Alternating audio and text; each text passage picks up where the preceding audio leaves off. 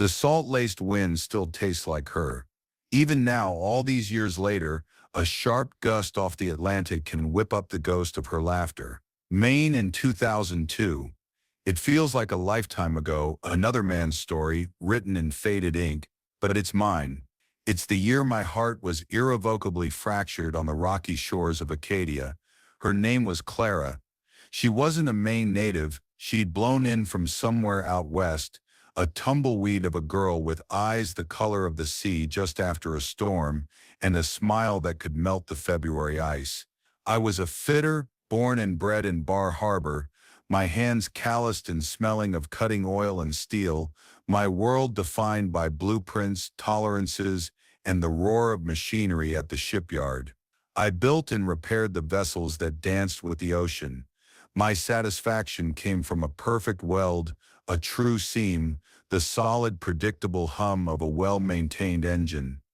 I dealt in things that were built to last. She was a painter, her fingers perpetually smudged with cadmium yellow and ultramarine blue, her spirit as untamed as the wild roses that grew along the cliffs.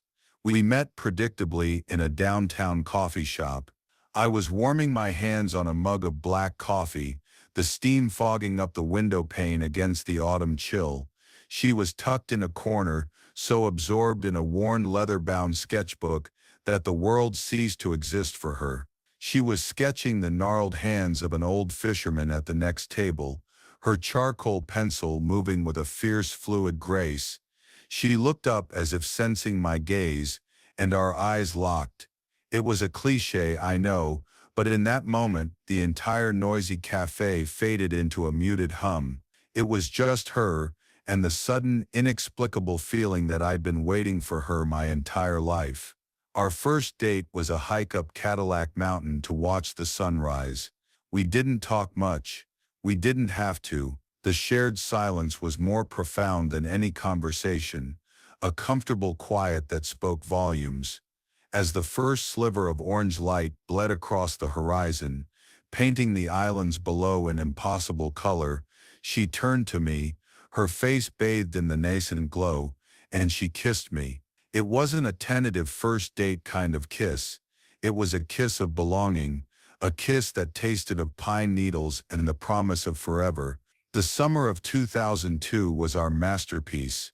We were inseparable. We'd spend our days in my workshop, the air filled with the scent of sawdust and her laughter, a bright melody against the whine of the lathe.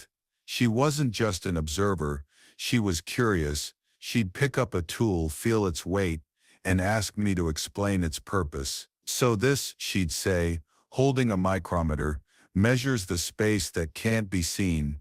It makes the invisible visible. She saw poetry where I only saw function.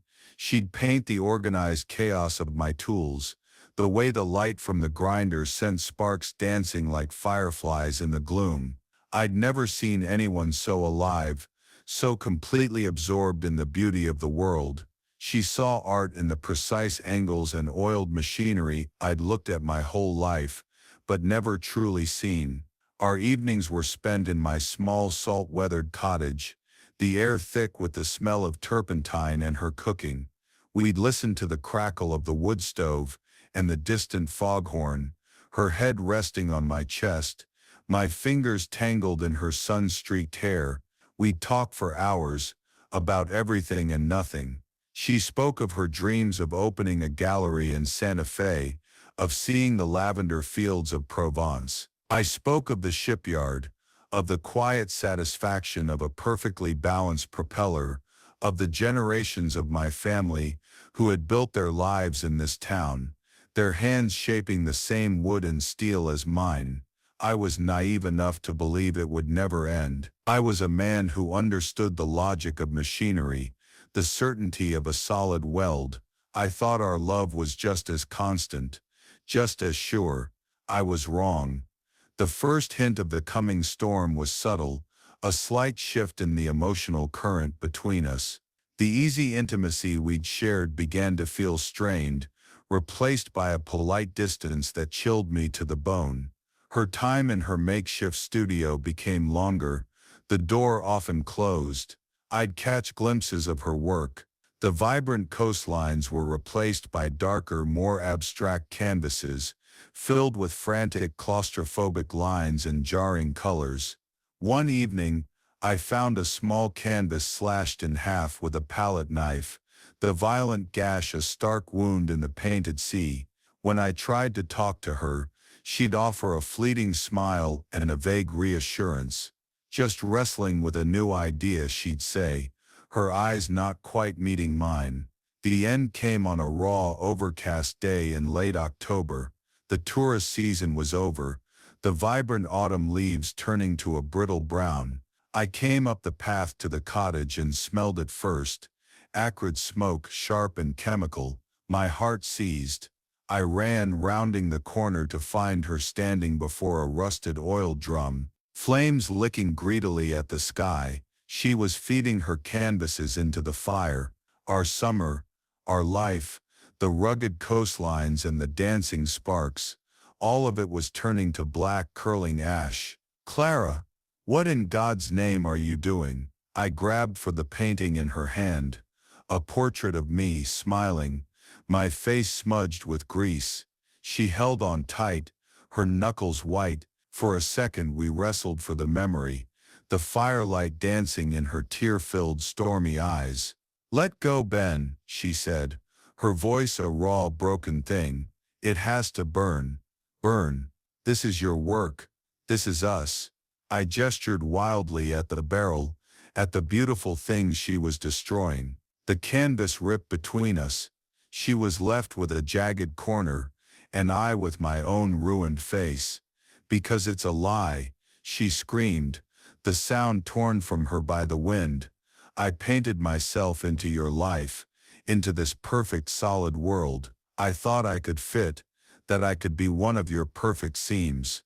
But I'm not, Ben, I'm not solid. I'm a mess of tangled lines and colors that don't make sense.